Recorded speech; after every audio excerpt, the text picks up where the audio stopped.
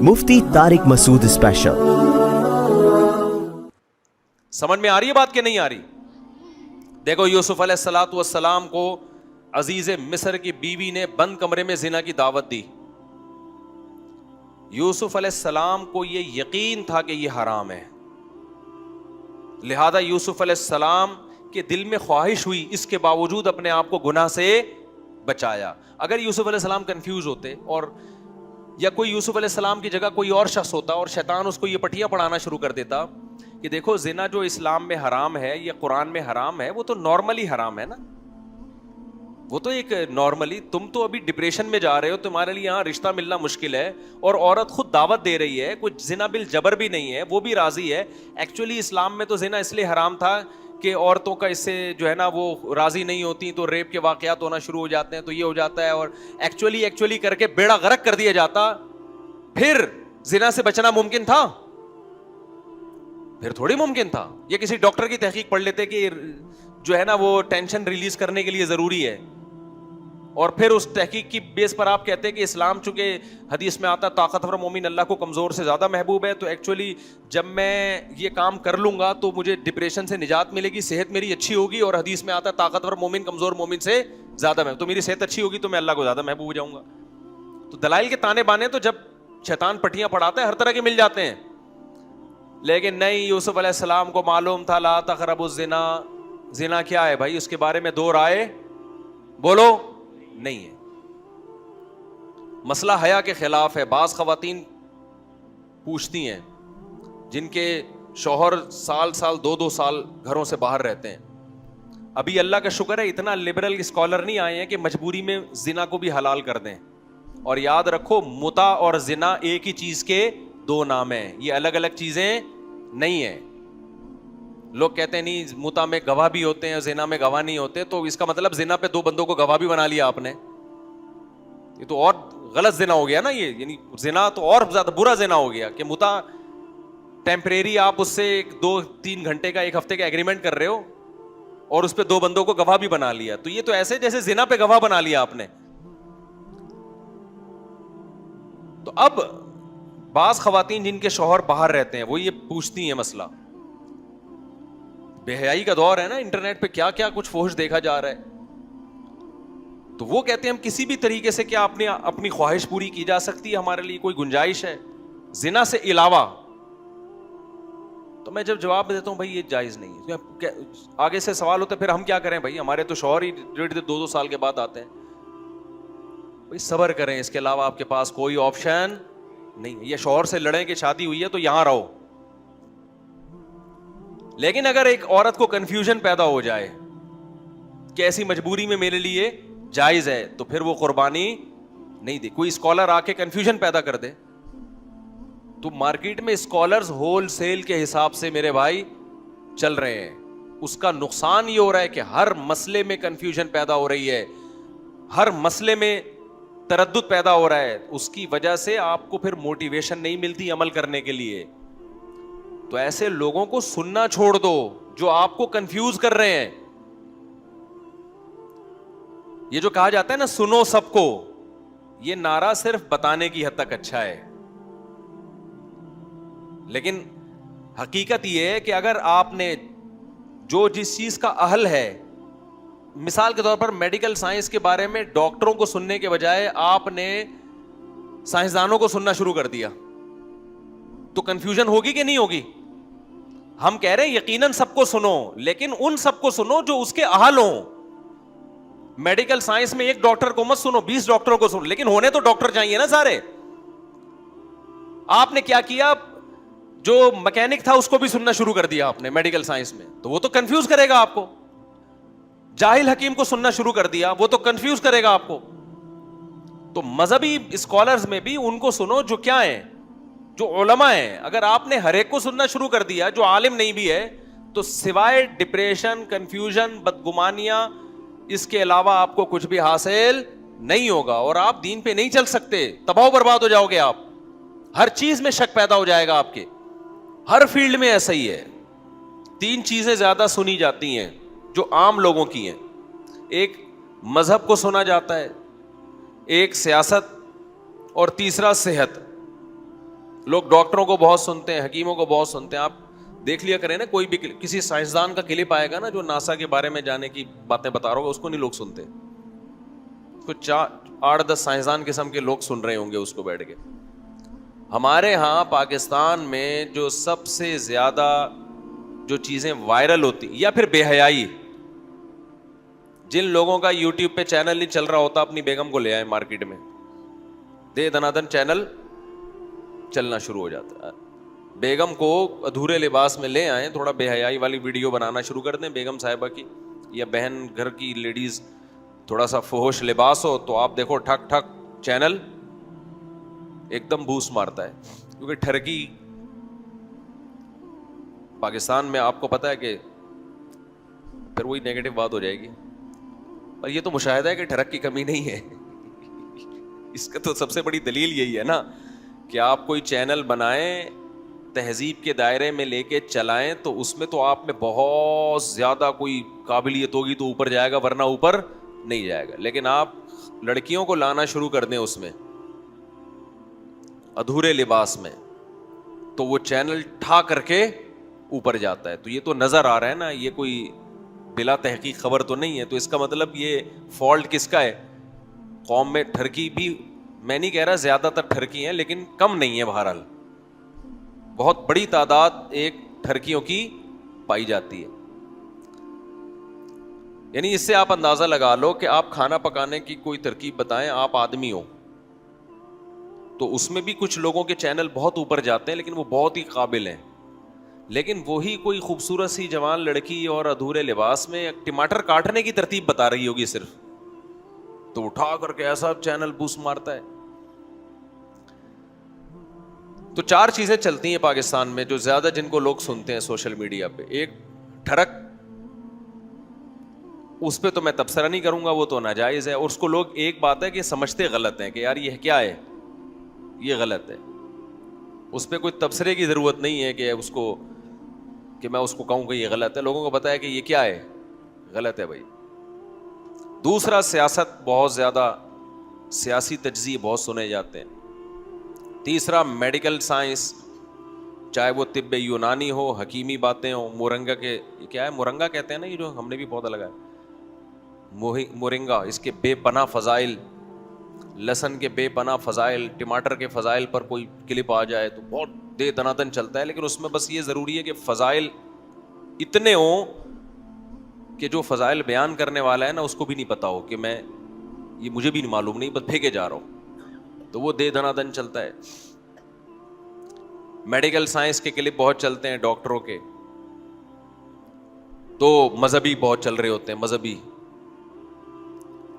ان تمام شعبے میں جن میں ہمارے لوگ بہت زیادہ سوشل میڈیا کو سنتے ہیں, ان تمام شعبوں میں یہ فالٹ ہے کہ تحقیق یا تو محقق کی تقلید کرو, کوئی ایسا ریلائبل ڈاکٹر ہے جس کا ڈاکٹر ہونا ثابت ہو جائے کہ یہ سمجھدار ڈاکٹر ہے, پھر وہ تحقیق پیش کر رہا ہے, مان لو کہ یار صحیح کہہ رہا ہوگا.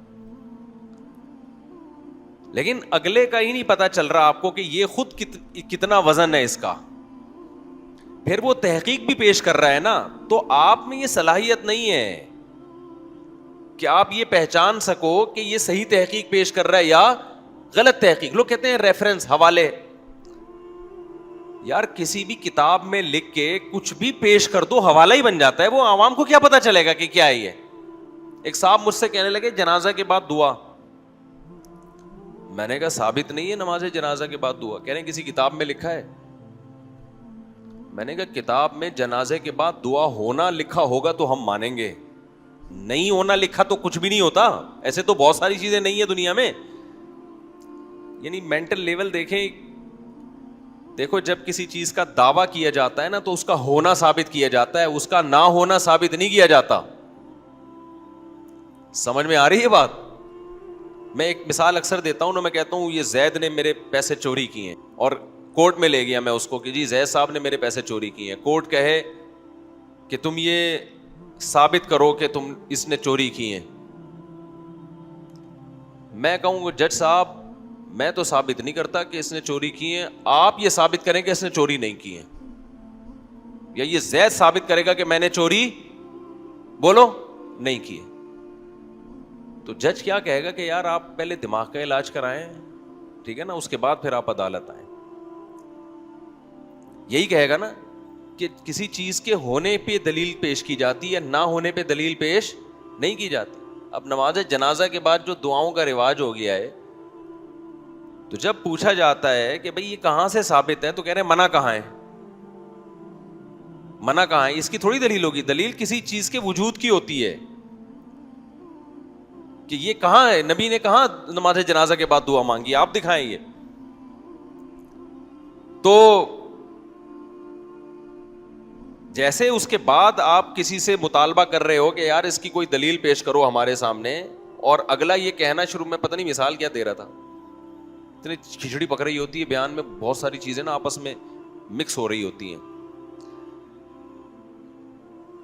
کیا مثال دے رہا تھا یہ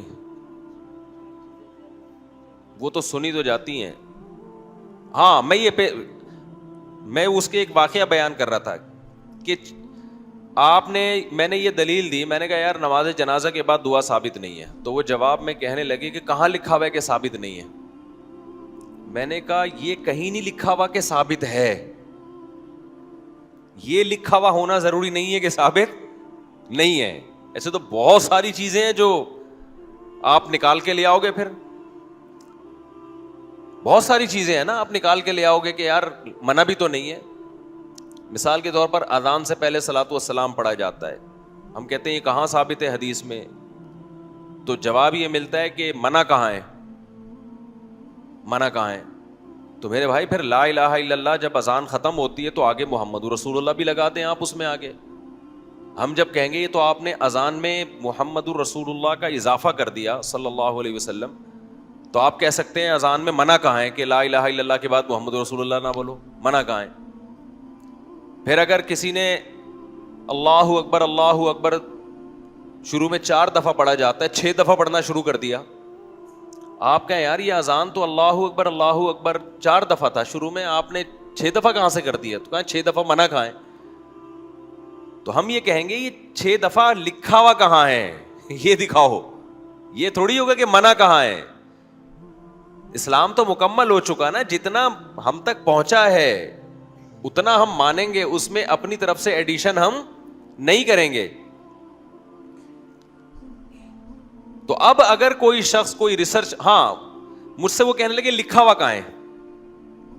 جب میں نے یہ مثال دی نا, میں نے کہا جب کوئی چیز ہوتی ہے تو اس کے ہونے کا ثبوت پیش کیا جاتا ہے, نہ ہونے کا ثبوت پیش نہیں کیا جاتا. لیکن وہ مصر رہے کہ نہیں جی کسی کتاب میں دکھائیں کہ جنازے کے بعد دعا ثابت نہیں ہے. لکھا ہوا ہے یا نہیں ہے, بار بار میں نے کہا ہاں لکھا ہوا ہے. کہہ رہے کہاں لکھا ہوا, میں نے کہا میں نے ابھی لکھا ہے گھر جا کے, یا نہیں لکھا تو گھر لے جا کے لکھ دوں گا, آپ کو دکھا دوں گا, دیکھو یہ کیا ہے, لکھا ہوا ہے. ہر چیز میں بغیر تحقیق, اور جو تحقیق کے اہل نہیں ہیں وہ اپنے آپ کو محقق کہتے ہیں, جو تحقیق کے اہل نہیں ہیں. پروپیگنڈا اتنا ہے, یہ جو آج کل کے 2 نمبر مذہبی اسکالرز آ رہے ہیں نا, یہ خوب سمجھ لیں, جب دلائل سے کسی کی بات کا جواب دیا جائے نا, ان میں اگر تحقیق کا مادہ ہوتا یہ خود درست ہوتے, تو ایک کام تو یہ کرتے کہ جب بھی کسی بات کا جواب دلیل سے دیا جاتا ہے, ان کی کسی بات کا جواب, تو اس پوری دلیل کو نقل کرتے کہ بھائی زبردست جواب آیا بھائی, پھر اس پہ اعتراض کرتے کہ اس جواب میں یہ کمزوری ہے. لیکن میں نے جتنے مذہبی اسکالر یوٹیوب پہ 2 نمبر دیکھے ہیں, ان میں ایک بھی حق پرست نہیں ہے. جب ان کی تحقیق کے خلاف تحقیق پیش کی جاتی ہے نا, وہ اس تحقیق کو پبلک کے سامنے لاتا ہی نہیں ہے. اس کا مطلب وہ اپنا نظریہ تھوپنے پہ لگے ہوئے ہیں, وہ خود تحقیق نہ کرنا چاہتے ہیں, نہ لوگوں کو سیدھا راستہ دکھانا چاہتے ہیں. ورنہ بتاتے نا کہ یار زبردست بات سامنے آ گئی, تو میرا تو نظریہ غلط ثابت ہو گیا, تو میں تو چونکہ حق کا متلاشی ہوں, لہذا یہ دیکھو یہ زبردست بات میرے سامنے آ گئی ہے. لیکن جتنے 2 نمبر مذہبی اسکالرز ہیں جن کا علماء سے لنک نہیں ہے, وہ سب میں یہ چیز آپ کو کامن نظر آئے گی کہ جب ان کی بات کا جواب دیا جائے وہ اس کو غائب کر دیتے ہیں, پی جاتے ہیں. اس کا مطلب وہ تحقیق نہیں کرنا چاہتے. ہم دارالعلوم کورنگی میں تھے, میرا متعدد مرتبہ دارالعلوم کرنگی میں بڑے علماء کی جوتیوں میں بیٹھنے کا ہمیں موقع ملا مجلس تحقیق میں. میں نے وہاں ایک چیز نوٹ کی, جتنے بڑے سینئر علماء تھے ان کا جب کوئی موقف ہوتا, ان کی ایک رائے تھی کہ یہ جائز ہے یا ناجائز ہے, جو بھی رائے تھی, تو جب کوئی سامنے ان کی رائے کے مخالف بات کرتا تو کان لگا کے بڑے غور سے سنتے اس کو, ایسے سنتے جیسے بالکل ایسے بن جاتے جیسے ہمیں کچھ نہیں آتا, اور اتنے غور سے اس لیے سنتے تاکہ ہو سکتا ہے بھائی سامنے والا کوئی ایسی دلیل پیش کر رہا ہو جس پر ابھی تک ہماری توجہ نہ گئی ہو. ہم ان کے انداز سے بڑے متاثر ہوتے کہ اتنے بڑے لوگ ہیں اور کوئی چھوٹا بھی بات کر رہا ہے نا تو ایسے کان لگا کے سن رہے ہیں, اور کہتے بھائی ہم تو بیٹھے اس لیے تاکہ ہمیں سیکھنے کا موقع ملے. جب آپ کا یہ اسٹائل ہوتا ہے نا تو یہ علامت ہوتی ہے کہ آپ اپنی رائے تھوپنا نہیں چاہتے, بلکہ واقعی آپ حق کے متلاشی ہیں, آپ چاہتے ہیں کہ حق ہو. ہمارے ہاں قوم میں بھی یہ فالٹ ہے, قوم بھی سیدھا راستہ نہیں چاہتی.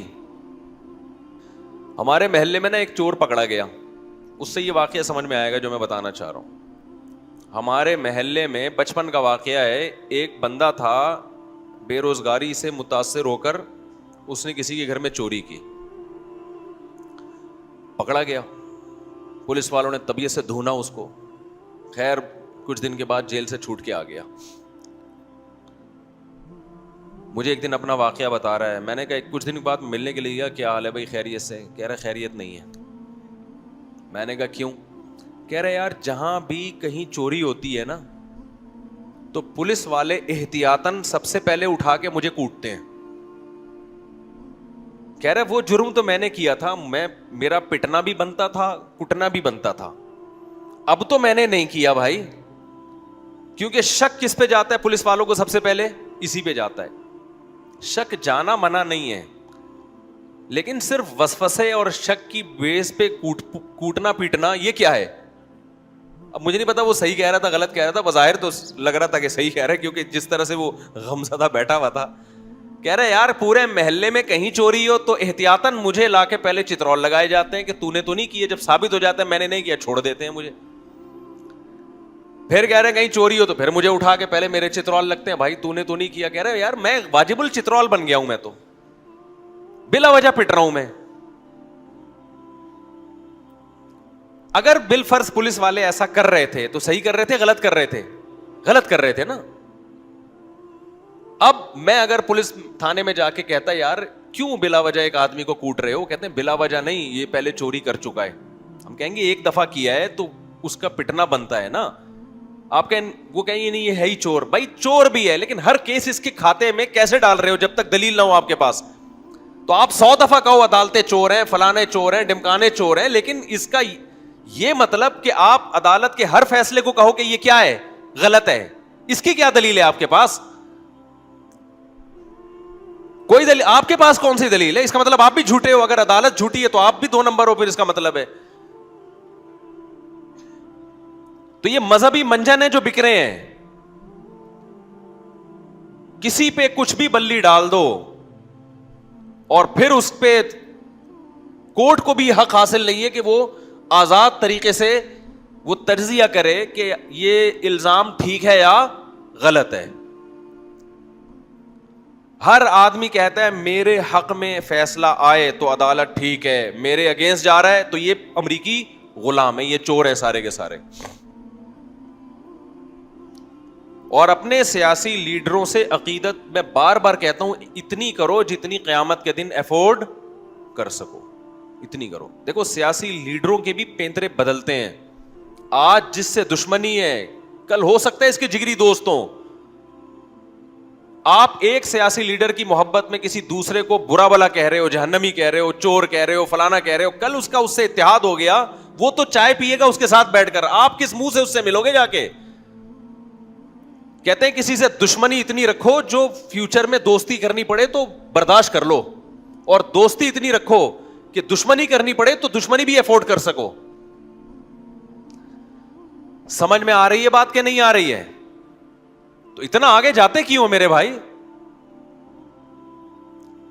آپ بولو بھائی میرا خیال یہ ہے, میرا تجزیہ یہ ہے کہ نیک آدمی ہے, لیکن یار میں نے ذاتی طور پہ میں جانتا نہیں ہوں, بس خیال ہے میرا, اس سے آگے مت جاؤ, یا میرا خیال ہے کہ یہ آدمی ٹھیک نہیں ہے, بس اس سے آگے جانے کی کوشش مت کرو. میرے بارے میں ابھی کسی نے کلپ چلایا ہوا ہے, میں ٹاپک چھیڑتا نہیں ہوں لیکن کچھ چیزیں نا پھر آنا شروع ہو جاتی ہیں. میں نے کوئی اسلام 360 کے بارے میں بیان دیا تھا کہ اس میں ترجمے میں غلطی ہے. اسلام 360 والوں نے رابطہ کیا ایڈمن سے, ہم سے بھی رابطہ ہوا کہ بھائی ہمارا ترجمہ نہیں ہے, ہم تو مختلف علماء کے ترجمے لے کے ڈال دیتے ہیں, تو ہمیں اس سے غرض نہیں ہے صحیح ترجمہ ہے غلط ترجمہ ہے, ہم نے ہر مکتبہ فکر کا ترجمہ قرآن کا ڈال دیا ہے, اب جس کو جس مکتبہ فکر پہ اعتماد ہے وہ اس کا ترجمہ پڑھ لے. تو بات کلیئر ہو گئی, میں نے بیان دے دیا بھائی اسلام 360 کے بارے میں میرا تجزیہ تھا, میں اس سے رجوع کرتا ہوں. اب میرے یہ دونوں بیانات, کل میں نے ایک شارٹ کلپ دیکھا, اب 2 نمبر ہی دیکھیں, یہ پروپیگنڈا ہے جس سے لوگ متاثر ہو رہے ہیں, اور اسٹائل ہر جگہ یہی چل رہا ہے لوگوں کا, یعنی سیاسی سطح پہ بھی یہی چل رہا ہے اور مذہبی سطح پہ بھی یہی چل رہا ہے. تو میرا پہلا بیان چلایا گیا, میں کہہ رہا ہوں اسلام 360 والوں نے قرآن کا ترجمہ غلط کیا ہے. درمیان میں کسی صاحب کا بیان چلا, میں نے مفتی صاحب کو دھمکی دی تمہاری ایسی کی تیسی کر دوں گا, یہ بیان ہٹواؤ, رجوع کرو. فوراً میرا بیان آ رہا ہے, میں رجوع کا اعلان کر رہا ہوں. امیج کیا جا رہا ہے کہ مفتی صاحب ڈر گئے, یہی جا رہا ہے نا. نیچے لوگوں کے کمنٹس اب ہے یہ دیکھو, یقیناً 2 الگ الگ بیانات ہیں, مگر یہ جو بیچ میں دھمکی جن صاحب کی آ رہی ہے نا, اس رجوع کا اس دھمکی سے کوئی تعلق نہیں ہے. اور بیچ میں جو دھمکی آ رہی ہے اس میں دھمکی میں یہ بھی الفاظ آ رہے ہیں کہ ہم نے یہ دھمکیاں دی, ہم ایسی کی یوں کر دیں گے, ایسی کی تیسی کر دیں گے, رجوع کا اعلان کرو, شام سے پہلے رجوع ہو جانا چاہیے. اور ایسا رجوع ہوا کہ پھر اسلام 360 والوں سے پوڈ کاسٹ بھی ہو رہا ہے, ان کو بلایا بھی جا رہا ہے اپنے دفتر میں. نیچے لوگ کہہ رہے ہیں یار زبردست, واہ مفتی صاحب تو ڈر گئے, نہ ہمیں دھمکی کا پتا, نہ مجھ تک کوئی دھمکی پہنچی ہے. 2 چیزوں کو جوڑا ہے, جو چیزیں بالکل ٹھیک ہیں, وہ شروع میں نے کہا ترجمہ غلط ہے, اسلام 360 والوں نے مجھے وضاحتی بیان دیا کہ بھائی یہ ہمیں ترجمے سے کوئی غرض نہیں ہے, ہم تو جو احمد رضا خان بریلوی صاحب کا ترجمہ ہے وہ اٹھا کے ہم نے رکھ دیا, کوئی اہل حدیث کا ترجمہ ہے تو جس نے جو پڑھنا ہے, ہم نے تو ایک لائبریری ہے, کتابیں جمع کر دی ہے. اب یہ چیز میرے حق میں جاتی ہے, میرے اگینسٹ نہیں جاتی کہ یار مفتی صاحب کا دل ماشاءاللہ کتنا بڑا ہے. ہونا تو یہ چاہیے نا کہ ایک چیز کی جب ایکسپلینیشن ہو گئی تو مفتی صاحب نے فوراً نہ صرف یہ کہ صفائی بیان کی بلکہ اسلام 360 والوں کو بلا کے ان کو پروموٹ کیا. یہ تو بڑا جگرا چاہیے نا اس کے لیے. اسی چیز کو کیا کیا گیا ہے, نیگیٹو کیش کرایا گیا ہے. میں سمجھا پا رہا ہوں اپنی بات. تو آپ گئے, تحقیق گئی تیل لینے, یہ جو لوگ کہتے ہیں نا ہم تحقیق کرتے ہیں, ہم نے تو یوٹیوب پہ تحقیق کی ہے, تحقیق کہاں گئی, پاکستان میں تیل لینے. یہ ہے محقق. پھر مسئلہ یہ ہے کہ لوگ مجھ سے کہتے ہیں وضاحتی بیان دو. بھائی وضاحتی بیان دیا کہ یہ میرے پر الزام غلط لگائے, تو پھر وہاں سے ایک نیا بیان آ جائے گا, پھر یہاں سے ایک نیا بیان جائے گا, پھر وہاں سے ایک نیا بیان. ہم تو اسی کام کے رہ گئے, دنیا میں اور کوئی کام رہا ہی نہیں پھر. تو آپ خود کیوں نہیں یہ کر لیتے کہ بھائی جب تک صاحب واقعہ سے مل نہ لو, آپ نہ کسی کے الزام کو سچا مانو, نہ کسی کے الزام کو جھوٹا مانو. آپ بولو بھائی ہم مفتی طارق مسعود سے ملے نہیں ہیں, اگر ملیں گے تو پوچھ لیں گے, نہیں تو اس کے ہم کسی کو غلط نہیں کہتے, ہم خاموشی اختیار کرتے ہیں. لیکن مسئلہ یہی ہے کہ ہماری قوم کے لیے خاموش رہنا اس وقت دنیا میں سب سے مشکل کام ہے. کہ مجھے نہیں پتا, یہ لفظ زبان سے نہیں, ہر شخص کو سب کچھ پتا ہے. ایسے لوگ جن کو اسلامک بینکنگ کی الف بے نہیں پتا, سود کی میرے سامنے بٹھاؤ, میں پوچھوں گا سود کی ڈیفینیشن کیا ہے, وہ بیان نہیں کر سکتے. وہ مفتی تقی صاحب کے بارے میں تجزیہ کر رہے ہیں کہ ان کا سودی بینکنگ میں فیصلہ بالکل ٹھیک ہے. بھئی آپ کو کیسے پتا چلے کہ ٹھیک ہے کہ غلط ہے ٹھیک یقیناً. تو آپ کو کیسے, یعنی اس کی مثال ایسے ایک بہت بڑا سرجن جو ہے نا, وہ ایک بہت بڑا اسپیشلسٹ, ہارٹ اسپیشلسٹ, یہ فیصلہ کرے کہ یہ جو پیشنٹ ہے نا اس کے بارے میں میرا فیصلہ یہ ہے کہ اس کا آپریشن ہونا چاہیے, چھلے سے کام نہیں چلے گا. چھلے سے کام وہ ڈال دیتے ہیں نا ڈاکٹر, رنگ سے کام نہیں چلے گا. ایک رکشے والا بیٹھا ہو کہہ رہا ہے ڈاکٹر صاحب میرا خیال ہے آپ کا فیصلہ بالکل درست ہے. یعنی میڈیکل سائنس کی جو میں نے کتابیں پڑھی ہیں اس کے لحاظ سے اس ٹائم پہ یہی بنتا ہے. ڈاکٹر کہے گا تو کیسے فیصلہ کر رہا ہے میرے بھائی؟ اسلامک بینکنگ کے لیے مفتی تقی صاحب کی عمر گزری ہے, زندگی گزری ہے, اور ہمیں بھی پتا ہے کہ اس کو سمجھنا کتنا مشکل کام ہے.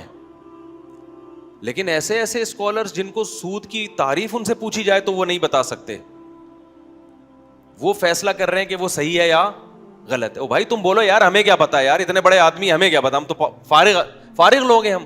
لیکن ہے ہی نہیں نا زبان سے کوئی یہ اقرار کر لے کہ مجھے معلوم نہیں ہے.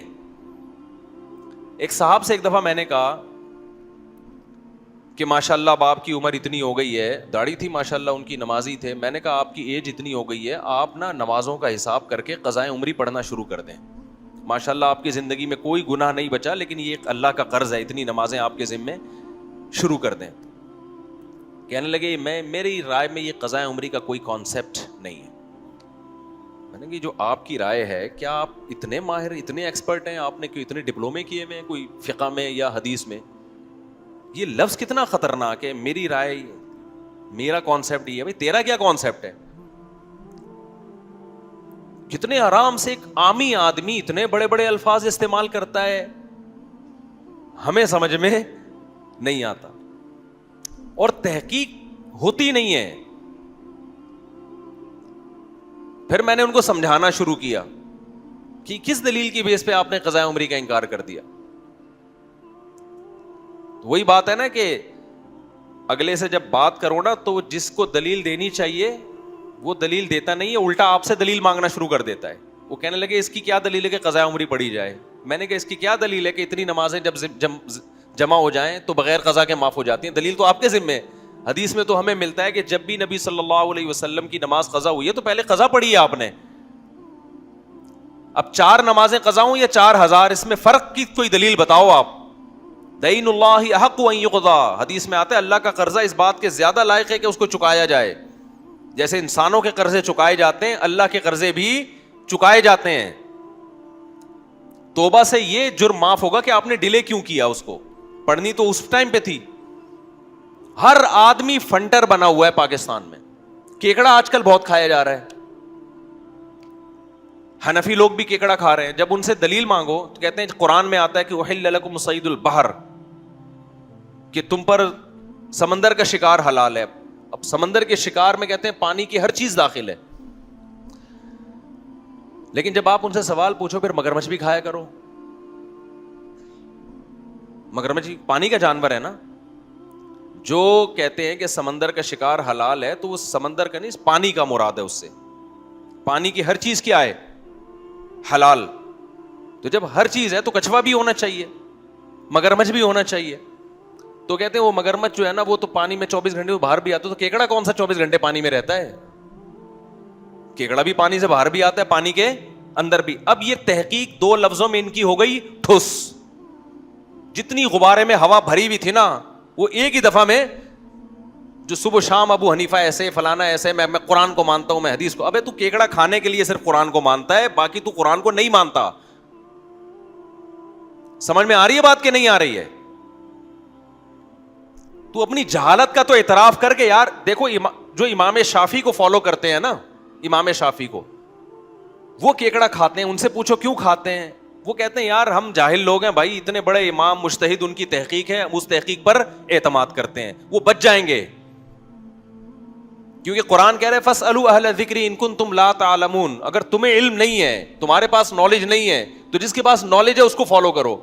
تو کہیں گے کہ اللہ امام شافعی کے پاس نالج تھی اور اس کی دلیل اجماع امت, میں نے ان کو فالو کیا ہے, بچ جائے گا. لیکن جو کہتے ہیں نا میری تحقیق ہے, تو پھر پوری تحقیق کر بھائی. تو یہ کیکڑا کھانے کے لیے تیری تحقیق ہے, اور جب مگرمچھ کی بات آتی ہے تو بریانی بنا کے پیش کرو نا کے سامنے مگرمچھ کی. کچھوے کے انڈے, جیسے مرغی کے انڈے بک رہے ہوں, اب مارکیٹ میں کچھوے کے بکنا شروع ہو جائیں, پوری قوم سڑکوں پہ نکل آئے گی, بھائی کیا ہو رہا ہے. پھر وہ دکاندار کہے احل لکم صید البحر وطعامہ متاعا لکم وللسیارہ، تمہارے لیے سمندر کا شکار اور اس کا کھانا حلال کیا گیا ہے. یہ حنفی مولویوں نے اپنی دکانیں اور منجن بیچنے کے لیے لوگوں کو الو بنایا ہوا ہے. وہاں نہیں ہوگا، وہاں کوئی یہ باتیں نہیں کرے گا. وہ پبلک پکڑ کے کوٹے گی، ابے تو کچھوے کے انڈے کھلا رہا ہے میں مرغی کے نام پہ. میں سمجھا پا رہا ہوں اپنی بات؟ تو یہ تحقیق جو ہے نا، عوام کی تحقیق کیا ہے؟ محقق کو فالو کرنا. اور اگر تحقیق کرنی ہے تو پھر اس تحقیق کے سمندر میں گھسو، دونوں طرف کے دلائل دیکھو، دونوں طرف کے، ادھر بھی ادھر بھی، گھنٹوں گھنٹوں بیٹھو، اس کی بات بھی سنو، 1 گھنٹہ اس کی بات بھی سنو، پھر اس کے دلائل ادھر لے کے جاؤ، پھر ادھر کے ادھر لے کے جاؤ. اس طرح 6-7 مہینے کے بعد جا کے جو رزلٹ آئے گا وہ تحقیق کہلائے گی. اور اس میں بھی غلطی کا بہت امکان ہوگا، کیونکہ آپ اس لیول کے پڑھے لکھے نہیں ہو. اس میں بھی امکان ہوگا کہ آپ شاید غلطی پر ہو، ابھی بھی کہیں نہ کہیں فالٹ ہو رہا ہو آپ سے. تو لا ادری کہنا سیکھو، لا ادری کہ مجھے معلوم نہیں ہے، جب تک یقینی تحقیق نہ ہو جائے. امام مالک جو اتنے بڑے مجتہد بنے نا، وہ لا ادری کا عربی میں مطلب ہے مجھے نہیں پتا. وہ اتنے بڑے عالم بنے نا یہ کہہ کے کہ مجھے معلوم نہیں ہے. جب انسان مان لیتا ہے نا مجھے معلوم نہیں ہے، اس کے بعد اس کے لیے علم کے دروازے کھلتے ہیں، سیکھنے کے دروازے کھلتے ہیں. جب آپ کو یہ فیصلہ کر لیا کہ مجھے معلوم ہے، تو جس کو پہلے سے پتا ہو کہ مجھے معلوم ہے وہ سیکھتا ہے. مجھ سے کوئی کہے کہ جی آپ مفتی صاحب اردو سیکھو، میں سیکھوں گا؟ بولو نا. نہیں سیکھوں. میں کہوں گا یار میں اردو اسپیکنگ ہوں، میں اردو گھرانے میں پیدا ہوا بھائی، میں کیوں سیکھوں؟ کوئی کہے انگلش سیکھ لو، امکان ہے کہ میں سیکھنا شروع کر دوں. کیوں؟ میں مانتا ہوں یار میں انگلش میں ایکسپرٹ. بولتے کیوں نہیں؟ تو یہاں امکان ہے کہ شاید سیکھ لے. لیکن اگر مجھ سے کوئی پوچھے مفتی صاحب انگلش سیکھ لو، میں کہوں میں ایکسپرٹ ہوں، مجھے ضرورت ہی نہیں. اور دلیل کیا ہے؟ دلیل یہ کہ مجھے انگلش آتی ہے، اور اس کی دلیل ہے this is a boy, this is a girl, اور دس از بیچ کا. آج کل ایک نئی جنس بھی آ گئی ہے، this is between boy and girl. یہ والی گلابی انگلش بولنا شروع کر دوں. آپ کہیں یار یہ کیا بول رہے ہو یار؟ جو ریممبر تھا مجھے فارگیٹ تھا، وہ کیا ہے؟ پورا پہلا مصرع یاد نہیں یار. ہم جسے، ہاں جو ریممبر تھا مجھے فارگیٹ تھا، ہم جسے سمجھے تھے دس وہ دیٹ تھا. کیا شاعری بھی آ گئی بھائی؟ یہ تو بہت ہائی لیول کی ہو گئی نا. کیا خیال؟ ہم جسے سمجھے تھے دس وہ دیٹ تھا. دماغ ایسا دہی بنی کہ جو ریممبر تھا وہ بھی فارگیٹ ہو گیا، اور ہم جسے دس سمجھ رہے تھے وہ دیٹ ہو گیا. تو اور میں دلیل دینا شروع کر دوں مجھے انگلش آتی ہے، تو یقیناً ایک جاہل آدمی سمجھنے لگے گا کہ واقعی آتی ہے. لیکن جس کو آتی ہوگی نا وہ کہے گا اس کو بالکل، اس سے پتہ چل رہا ہے کہ اس کو بالکل بھی نہیں آتی. یہی ہو رہا ہے میرے بھائی. جو آج کل مذہبی اسکالرز آ رہے ہیں جو علماء سے ہٹ کر ہیں، ایک جاہل آدمی سمجھتا ہے یہ بہت پڑھا لکھے ہیں یہ لوگ، لیکن خدا کی قسم علماء کو پتا ہوتا ہے کہ ان تلوں میں تیل بالکل بھی نہیں ہے. ہم چھوٹے بچے تھے ڈرامہ دیکھتے، ڈرامے نہ دیکھا کریں، بچپن کی کچھ چیزیں بتا دیتا ہوں میں. ایسا نہ ہو کہ دیکھنا شروع کر دیں جب مفتی صاحب نے ڈرامے دیکھیں تو پتہ نہیں یہ تو بہت ثواب ہوگا. بچپن کے ہمارے گھر میں ٹی وی نہیں تھا، اڑوس پڑوس میں جا کے دیکھ لیا کرتے تھے. اور اس زمانے کے ڈرامے بھی ایسے تھے، اس میں تو خواتین کے سروں پہ دوپٹے، ضیاء الحق کا دور تھا، وہ خواتین کے سروں پہ دوپٹے ہوتے تھے اور بڑے گھریلو لائف دکھائی جاتی تھی. تو اس ڈرامے میں یہ دکھایا کہ ایک باہر سے نا ایک لندن سے کوئی بندہ آیا کسی گاؤں میں، اور گاؤں میں دیسی لوگ ہوتے ہیں. اب وہ باہر سے جب آئے تو انگلش کے الفاظ بہت استعمال کرتا تھا.